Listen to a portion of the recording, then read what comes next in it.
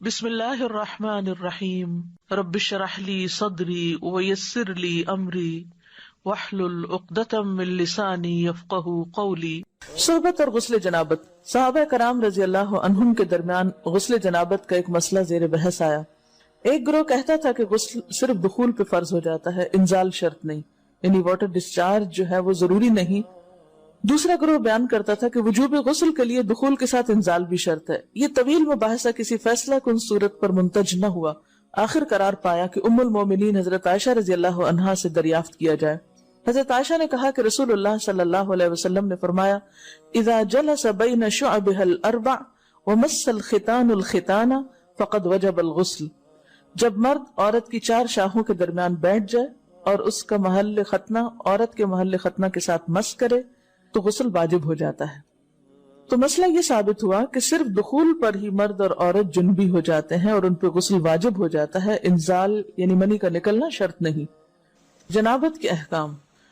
وجوب غسل کی حالت کو حالت جنابت کہتے ہیں۔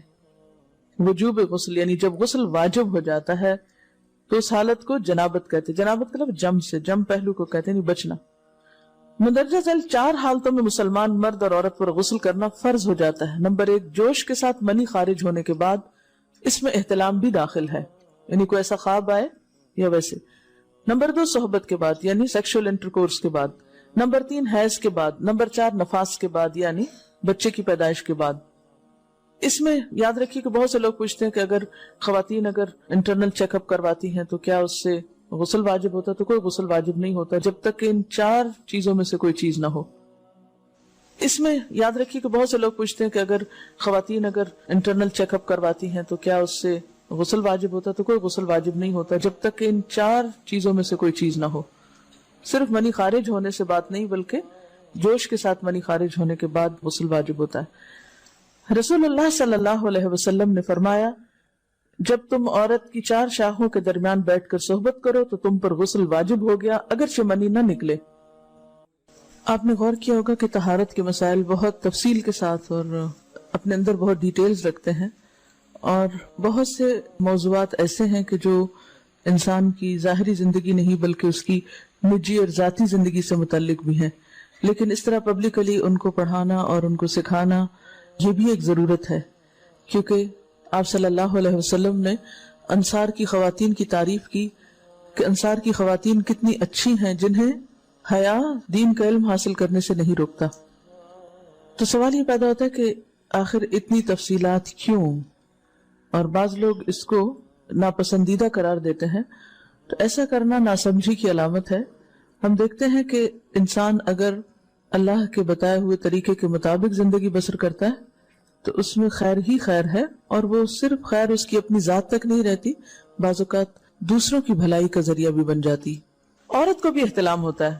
ام المومنین حضرت سلمہ رضی اللہ عنہا روایت کرتی ہیں کہ حضرت ام سلیم نے رسول اللہ صلی اللہ علیہ وسلم سے کہا، اے اللہ کے رسول، یقیناً اللہ حق سے نہیں شرماتا، یعنی حق بات اور ایک ضروری بات جو ہے اس کو واضح کرنا ضروری ہوتا ہے، اور اس معاملے میں شرم سے کام نہیں لینا چاہیے، کہیں ایسا نہ ہو کہ انسان انجانے میں غلط کام کرتا رہے۔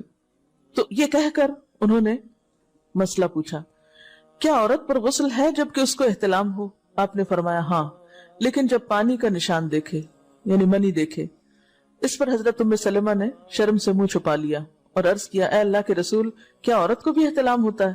آپ نے فرمایا ہاں ہوتا ہے، تیرا داہنا ہاتھ خاک آلود ہو، یعنی ایک پیار کی ڈانٹ تھی۔ اور اس میں ہو سکتا ہے کہ مزاج کا فرق ہو، بعض خواتین کے ساتھ ایسا نہ ہو اور بعض کے ساتھ ایسا ہو، لیکن اس میں جو اصل چیز ہے وہ ایکسیسو واٹر ڈسچارج ہے۔ اس میں کہیں ایسا نہ ہو کہ لیکوریا وغیرہ کے ساتھ اس کو ریلیٹ کر دیا جائے، دونوں چیزوں میں فرق ہے۔ اور احتلام جو ہے وہ سوتے وقت ہوتا ہے، یعنی سو کر اٹھنے پر اگر انسان اپنے کپڑوں پر زیادہ ڈسچارج دیکھے، خواہ کوئی خواب یا کوئی فیلنگ یاد نہ بھی ہو، تو پھر غسل کرنا ضروری۔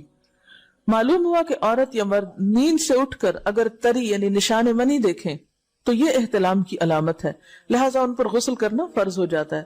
اور اگر احتلام کی کیفیت انہیں یاد ہو لیکن نشان نہ پائیں، یعنی خواب یاد ہے لیکن کوئی سامنے علامت نہیں، تو غسل فرض نہیں ہوگا۔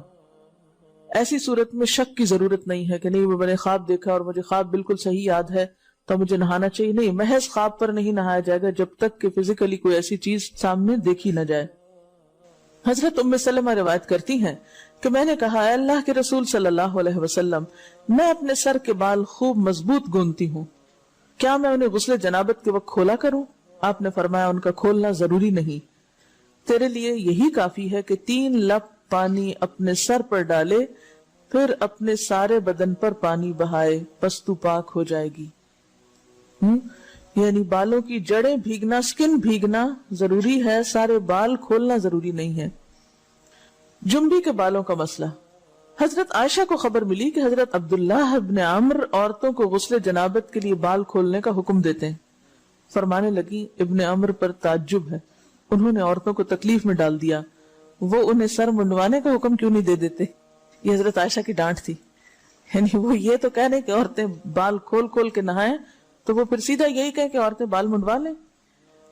میں اور رسول اللہ صلی اللہ علیہ وسلم ایک ہی برتن میں غسل کرتے اور میں اپنے بال کھولے بغیر سر پر 3 چلو سے زیادہ پانی نہیں ڈالتی تھی. معلوم ہوا کہ غسل جنابت کے لیے بال کھولنے کی ضرورت نہیں، مگر یہ حکم صرف غسل جنابت کا ہے. غسل حیض کے لیے بالوں کا کھولنا ضروری ہے کیونکہ وہ مہینے میں ایک دفعہ ہے. حضرت عائشہ سے روایت ہے کہ انہیں رسول اللہ صلی اللہ علیہ وسلم نے غسل حیض کے لیے فرمایا اپنے بال کھولو اور غسل کرو. اس میں آپ دیکھیے کہ دونوں چیزوں میں فرق کیوں ہے، دونوں کی نوعیت فرق ہے.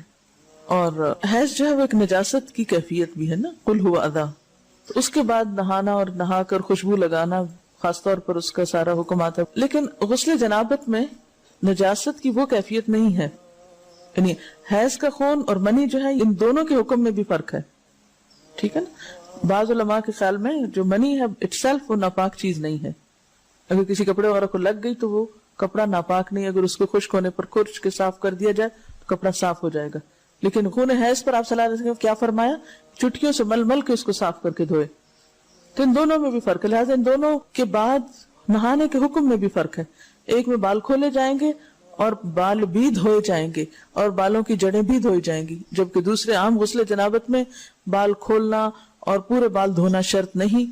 بہت سے بچے ایسی جن کی شادی ہوتی ہے اور اس کے بعد انہیں ان مسائل کا پتہ نہیں ہوتا، یا تو وہ شرم کے بارے نہاتی نہیں، یا نہاتی ہیں تو پھر وہ پورے بال دھو کے سکھانے میں اور ان چیزوں میں اتنا وقت ضائع کر دیتی ہیں کہ پھر بعضوں کا شوہر کی نافرمانی اور آپس کے تعلقات میں ٹینشن، لوگوں کا خوف. تو اگر دین کا صحیح مسئلہ پتا ہو تو انسان ان تمام مشقتوں سے بچ جاتا ہے اور ایک نارمل روٹین کی لائف گزار سکتا ہے. تو اس میں کیا صرف 3 کپ پانی، 3 لپ پانی، یعنی 3 دفعہ کیوں کہ اگر ایک دفعہ ڈالنے سے پوری طرح نہیں بھیگا تو آپ یہ بھی کر سکتے ٹیپ کے آگے سر کر کے تو ساری اسکن جو ہے سر کی اس کو آپ گیلا کر لیں. پیچھے سے بال جو ہیں اگر لمبے ہیں تو ان کو ایک طرف کر دیں تاکہ پورے بال نہ دھونے پڑے، نہ سکھانے پڑے اور نہ خشک کرنے پڑے، اور باقی جسم پہ پانی بہا لیں. دوسری صورت یہ ہے کہ مگ میں پانی لے کے تو اس کو آپ تھوڑا کر کے پورے کو ایک دفعہ کریں، پھر اس کے بعد دوبارہ کریں اور تیسری دفعہ رول کر کے بالوں کو پیچھے سے شاور کیپ ڈال لیں اور باقی جسم پھر دھو لیں. شاور کیپ سے کیا ہوتا ہے عام طور پر کہ پیچھے کے جو سارے لمبے بال ہیں پھر وہ نیچے گر کے گیلے نہیں ہوتے، وہ آپ کے سر پہ ٹک جاتے ہیں. تو سر کی اسکن دھوئیں اور بالوں کو جوڑے کی شکل میں باندھ کے اوپر شاور کیپ پہن کے پھر باقی جسم کو اچھی طرح دھو لیں. تو اس میں آپ دیکھیں کہ جب بالکل سر کے سکن کا حصہ ہی تر ہوگا، اور یہ 3 دفعہ کرنا ہوگا، ایک دفعہ سے نہیں کام چلے کہ 3 دفعہ کرنا تاکہ کوئی بھی بال برابر جگہ سکن کی خشک نہ رہ جائے. تو اس سے کیا ہوگا کہ جتنا کم بال گیلے ہوں گے اتنے کم دیر میں ان کو خشک بھی کیا جا سکتا ہے اور کسی بھی مشقت کے بغیر انسان نماز پڑھ سکتا ہے.